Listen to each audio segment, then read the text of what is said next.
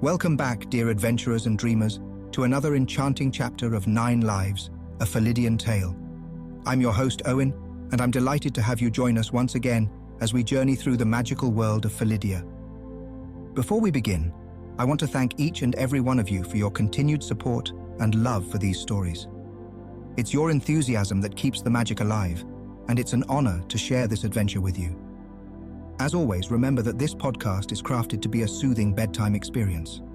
So, find a cozy spot, snuggle up, and let the gentle purr of our tale guide you towards dreamland.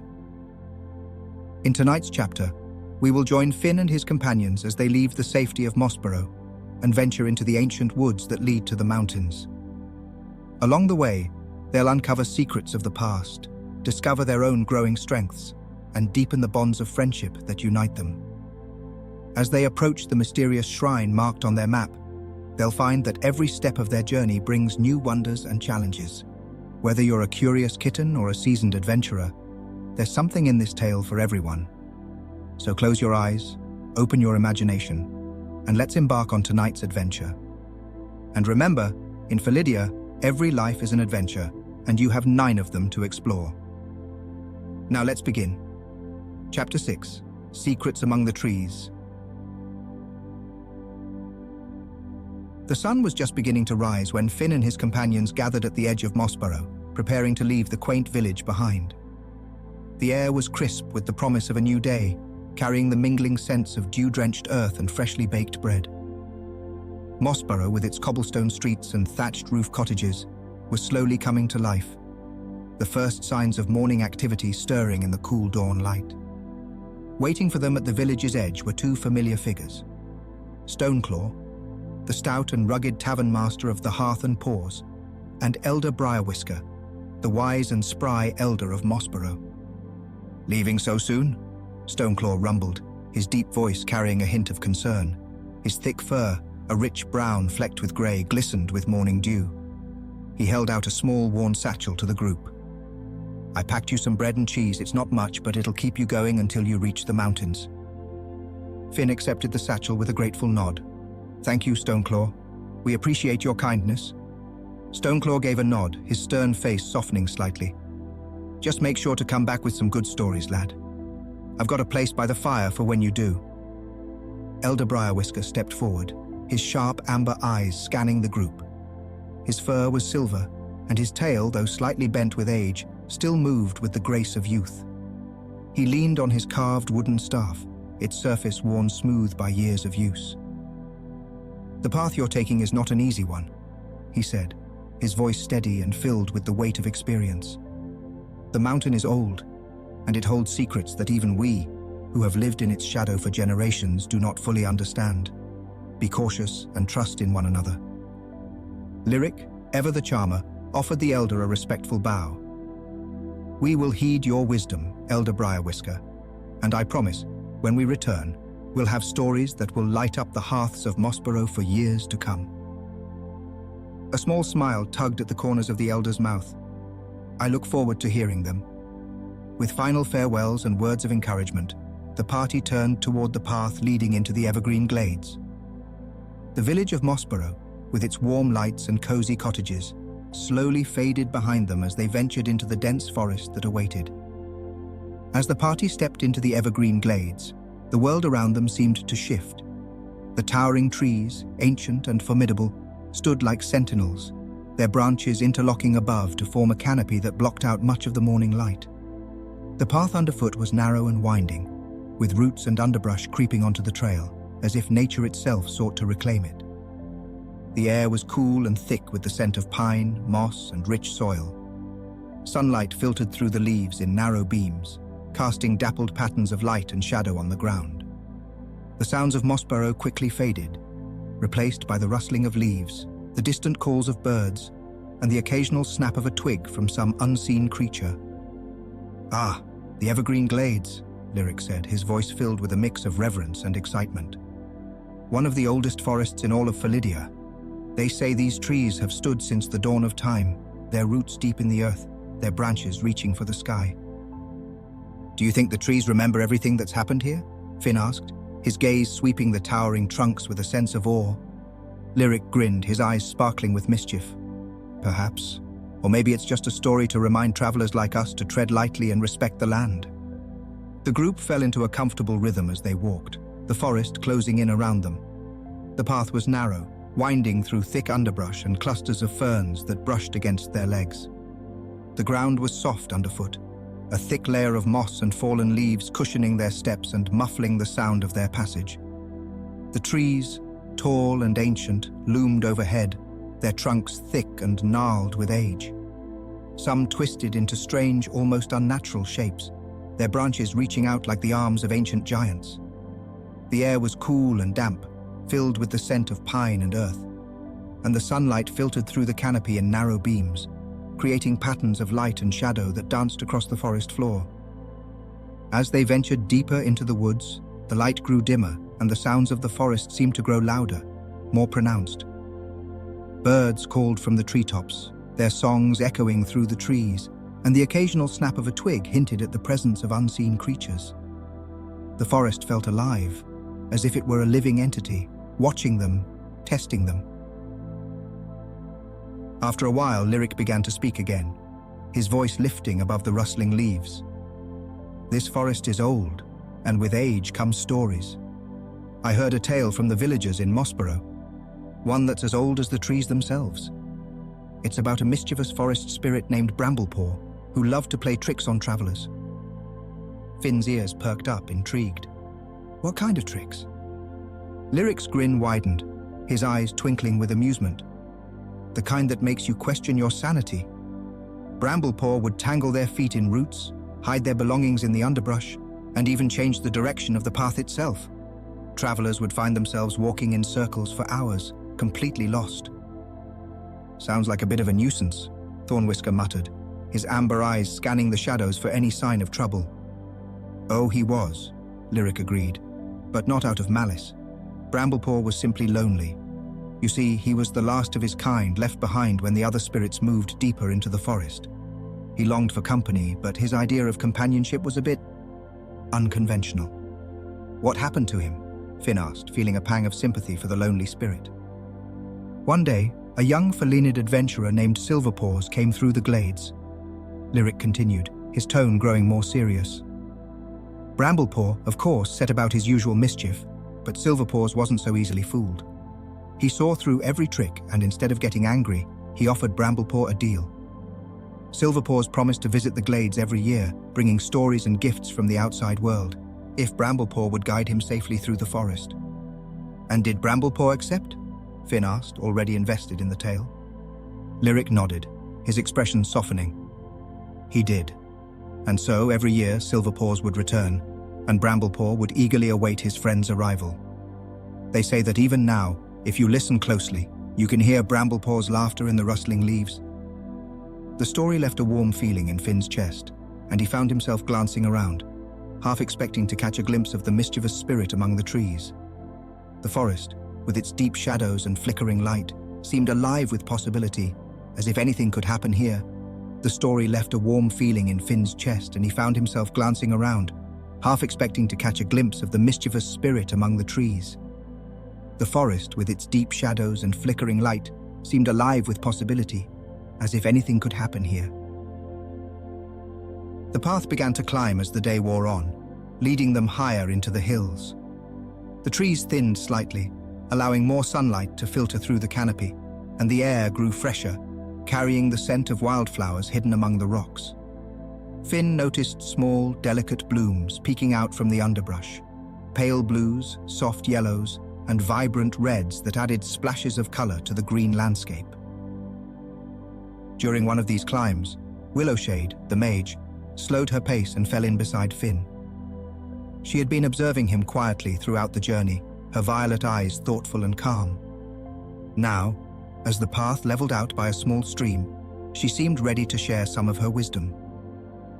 "Finn," she began in her gentle, melodic voice, "would you like to learn more about magic? You've shown a natural affinity, especially with how you handled that simple spell back in Muirford." Finn hesitated, glancing at her with wide eyes.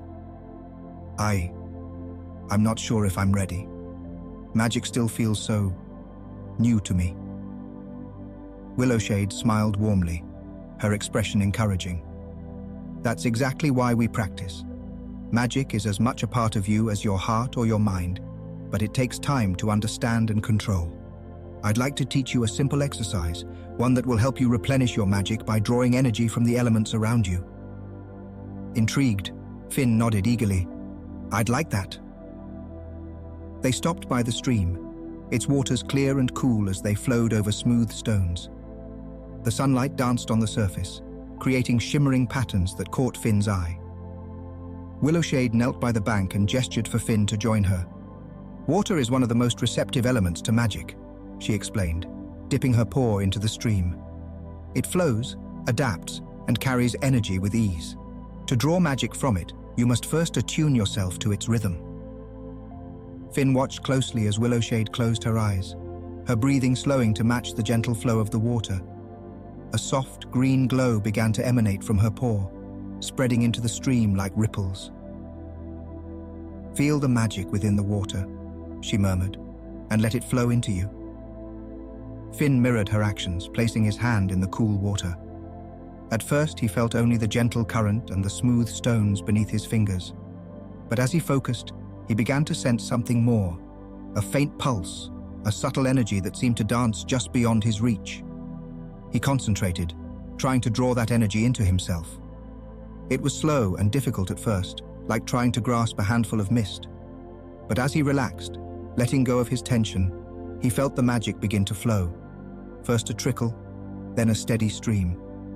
The coolness of the water transformed into a warm, tingling sensation that spread through his body. He gasped as his skin began to glow softly, a pale light that spread from his hand to his arm, and even to the hammer strapped to his side. Willowshade opened her eyes and smiled, her expression filled with pride. Very good, Finn. You've taken the first step. Did you notice how the magic flowed into the hammer as well? Finn nodded, feeling a surge of excitement. Yes, it was like the hammer was drinking the magic. Exactly, Willowshade said. You have a unique connection to the objects you touch, especially those you hold dear. This is a rare gift, one that is known as resonance. Some mages spend their entire lives training to achieve even a fraction of what you can do naturally. Finn's eyes widened. Why is it so rare? Willowshade settled back on her haunches, her expression thoughtful. In Felidia, magic is like a river that flows through everything. Most mages learn to draw from that river, to shape it into spells. But resonance, that's different. It's the ability to let the river flow through you and into the objects around you, imbuing them with power. Only a handful of mages are born with this ability, and even fewer learn to harness it without intense training. Your bond with your hammer makes this even more unique. It's as if your emotions and intentions amplify the magic, making the enchantments more potent. Finn felt a thrill run through him at her words. So I could enchant anything? My hammer? A shield? Yes, Willowshade said. With practice, you could make any object a vessel for your magic. That's why it's so important to practice, to learn how to control the flow of magic. You'll be able to protect yourself and others not just with your skills, but with the power you carry within you. Finn's mind raced with the possibilities. The idea of imbuing his hammer with magic, of making it a true extension of himself, filled him with excitement. He wanted to ask more, but before he could, Thornwhisker's voice interrupted them. Look ahead, the warrior called, pointing with one paw. There's someone up ahead. They all turned to see a small clearing not far off the path, where a rustic cabin stood nestled among the trees. Smoke curled lazily from the chimney, and outside, a rugged-looking Felinid was chopping wood, his powerful arms swinging an axe with practiced ease. He had a calm, steady air about him, and when he noticed the group, he paused and leaned on the axe handle, watching them with a discerning eye. Greetings, travelers, the woodcutter said, his voice deep and rumbling. What brings you to these parts? Willowshade stepped forward, her tone respectful. We're heading up the mountain, following an old map we found in Mossborough. It marks a path and several locations, one of which we believe might be a shrine. The woodcutter's eyes narrowed slightly as he considered her words. A shrine, you say? That's likely the old stone one up the hill. Not many folks head that way anymore, though. It's been mostly forgotten. Do you know anything about it? Lyric asked, his curiosity piqued. The woodcutter nodded slowly, his expression thoughtful. It's said to be a place of power, a place where travelers would stop to rest and seek blessings before continuing up the mountain. But it's also a place of mystery. Some who stayed there never returned. They say the mountain spirits are drawn to the shrine, especially if the proper offerings aren't made. Finn felt a shiver run down his spine at the woodcutter's words. What kind of offerings? The woodcutter shrugged, a gesture that spoke of the old story's uncertainty. No one knows for sure, just old tales passed down through the years. But if you're heading that way, I'd be cautious. The mountain doesn't take kindly to those who disturb its rest. The party thanked the woodcutter for his advice and continued on their way, now with a sense of anticipation mixed with unease. The path grew steeper as they climbed, the trees thinning out to reveal rocky outcrops and hardy shrubs clinging to the mountainside. The air grew cooler, and the sound of the wind whistling through the rocks added to the growing tension. By the time they reached the shrine, the sun was beginning to set, casting long shadows across the rugged landscape. The shrine itself was a small stone structure, weathered by time and covered in moss. It sat in a small clearing surrounded by ancient trees that seemed to guard it. The air around the shrine was still, almost expectant, as if it were waiting for something. The party approached cautiously, their footsteps muffled by the soft grass. The shrine's entrance was marked by a simple archway, carved with symbols that were too worn to decipher. Inside, the space was small and dimly lit, with a stone altar at its center. 4 small plates were arranged in front of the altar, and behind them, a larger pot sat, its surface etched with the image of a bell sprouting wings. It's getting dark, Thornwhisker observed, his voice low. We should set up camp and explore more in the morning. The others nodded in agreement, and they quickly made camp near the shrine. As the sun dipped below the horizon, they gathered around a small fire, its light casting flickering shadows on the stone walls. The atmosphere was quiet, the only sounds the crackling of the fire and the distant hooting of an owl. Lyric, ever the storyteller, began to speak, his voice soft and melodic. While we're resting, let me tell you a tale I heard back in Mossburrow. It's about a bell that once sat in the lake at the mountain's peak. Finn, already intrigued, leaned in closer. What about the bell? Lyric's eyes gleamed with the light of the fire. They say the bell was once a beacon, meant to guide travelers safely up the mountain. Its ringing would call forth the spirits of the forest who would lead the way. But one day, a great storm swept through the mountains. Lightning struck the bell, cracking it down the center. After that, its tone changed. It no longer rang with a pure, clear note. Instead, its sound was harsh and discordant, echoing through the valleys like a warning. What happened then? Finn asked, captivated by the story. People began to avoid the mountain, Lyric continued, his voice dropping to a whisper. The bell's broken tone was said to bring misfortune. Travelers who heard it found themselves lost in the forest, unable to find their way. Some claimed that the spirits, once kind and helpful, had turned bitter, leading people astray in their anger over the bell's fate. Do you think the bell is still there? Finn wondered aloud, his imagination sparked by the tale. Perhaps, Lyric said, his eyes reflecting the flickering flames. But if it is, I'd wager it's been silent for a long time, waiting for someone to come and set things right. A thoughtful silence fell over the group. The forest around them seemed to hold its breath, as if listening to the echoes of Lyric's story. The crackling of the fire was the only sound, a comforting reminder of their togetherness in the midst of the vast, ancient woods. That's just a story, though, Willowshade said, her voice calm but thoughtful. There may be some truth to it, but we'll face whatever comes together. Finn nodded, comforted by Willowshade's words. The fire's warmth, the familiar faces of his friends, and the sense of adventure ahead all combined to create a feeling of camaraderie and purpose. Whatever awaited them on the mountain, they would face it together. As the fire died down, they settled into their bedrolls, the night growing colder around them. Finn lay on his back, staring up at the stars that peeked through the canopy above. His thoughts were a whirl of Lyric's story, the mysterious bell, and the lessons he had begun to learn about magic.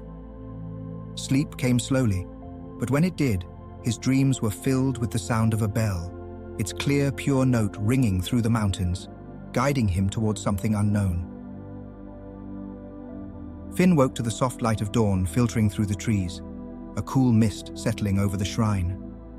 Dew clung to every leaf and blade of grass, shimmering in the early morning light. The air was crisp, refreshing as it filled his lungs, and the forest around them was alive with the sounds of birdsong and the rustling of small animals in the underbrush. He stretched, feeling the chill of the morning seep through his clothes, and looked around at his companions who were beginning to stir. Willowshade was already awake, kneeling beside the shrine and examining the symbols etched into the stone. She traced them with her paw, her brow furrowed in concentration. "These symbols," she said, not turning from her work. "They seem to suggest some kind of ritual." Thornwhisker joined her, his eyes narrowing as he studied the symbols. "What kind of ritual?" Willowshade glanced up, her expression thoughtful. "I'm not sure yet, but it involves these plates and the pot, perhaps offerings of some sort." "Like the woodcutter mentioned," Finn said, recalling their conversation from the day before. "Offerings to the mountain spirits."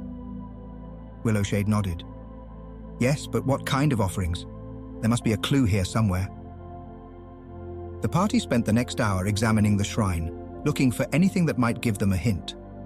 Finn wandered around the small stone structure, his eyes drawn to the worn carvings on the walls. He ran his fingers over the rough stone, feeling the grooves left by ancient hands. It was then that he noticed something, small, faint markings near the base of the altar. "Look at this," Finn called, crouching down to get a closer look. The others joined him, peering at the tiny carvings. They were images of plants, each one different from the next. "These must be the offerings," Willowshade said, excitement creeping into her voice. "The symbols are guides. We need to find these plants." Finn felt a surge of satisfaction. "But it's not just about finding them. Look." He pointed to another series of symbols near the top of the altar, depicting the process of placing the plants on the plates and then adding them to the pot. "It's a sequence. We need to put the plants on the plates first, then light the fire, and finally mix them into the pot." "That makes sense," Lyric said, nodding. "The shrine responds to the proper offering and sequence. This whole place is like a puzzle." Thornwhisker grinned, a spark of enthusiasm lighting up his eyes. "I do enjoy a good puzzle. Let's find those plants." The carvings depicted 4 different plants, each with unique features. One was a delicate blue flower with long, slender petals. Another was a cluster of small, round leaves. The third had tall, thin stalks topped with clusters of tiny white flowers. The last was a broad, flat leaf with intricate veins that formed a pattern like a maze. The group nodded, and they each set off in different directions, searching the forest around the shrine. Finn wandered through the underbrush, his eyes scanning the ground for the plants depicted in the carvings. The morning light filtered through the trees, casting long shadows that made the forest seem even more mysterious. Finn found himself drawn to a small clearing, where a patch of blue flowers grew in a cluster. He knelt down, examining them closely. The petals were long and slender, just like the ones in the carving. He carefully picked a few, placing them in a small pouch he carried. As he continued his search, he spotted a bush with small, round leaves, each one a perfect circle. He reached out to pick a few, but as he did, he felt a strange sensation, a tingling in his fingertips, as if the leaves were alive with some kind of energy. He hesitated, then remembered Willowshade's words about his ability to connect with objects. Finn closed his eyes, focusing on the energy he felt. He let it flow into him, feeling the leaves' magic mingle with his own. It was a gentle, calming sensation, like a soft breeze on a warm day. He smiled, picking a few leaves and adding them to his pouch. Meanwhile, Willowshade and Thornwhisker were searching near a stream where tall, thin stalks grew, each topped with clusters of tiny white flowers. Thornwhisker carefully cut the stalks, while Willowshade examined the veins in the leaves of a nearby plant, looking for the intricate patterns like those in the carvings. Meanwhile, Willowshade and Thornwhisker were searching near a stream where tall, thin stalks grew, each topped with clusters of tiny white flowers.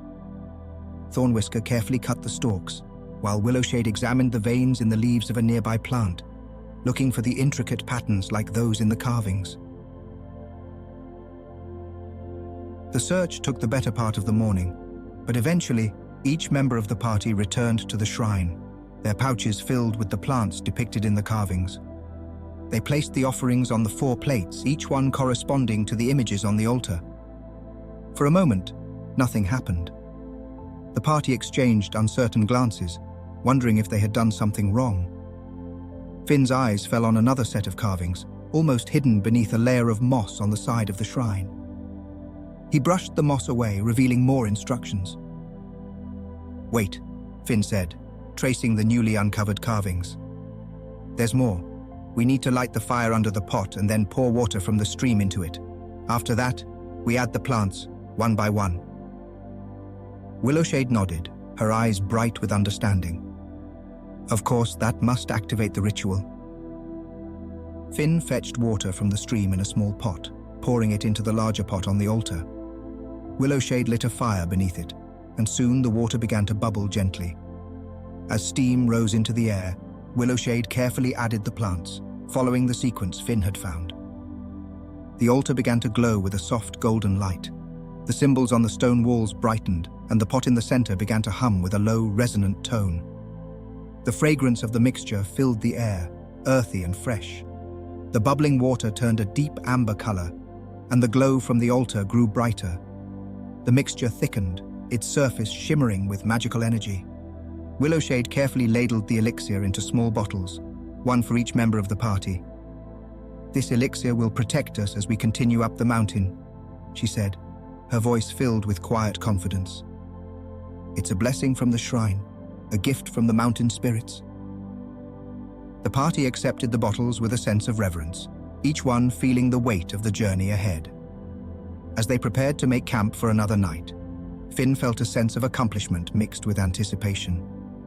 The forest around them seemed to watch in approval, the ancient trees swaying gently in the breeze, as if whispering secrets from long ago. As the stars appeared in the sky, Finn settled into his bedroll, his thoughts drifting to the journey ahead. The mountain held many secrets, but with his friends by his side, he felt ready to face whatever lay in wait. The sound of the bell from his dreams echoed in his mind, a guiding note that promised adventure, discovery, and the chance to uncover the mysteries of Felidia. And with that, Finn closed his eyes, letting the sounds of the forest lull him into a deep, restful sleep, his dreams filled with the promise of the journey to come.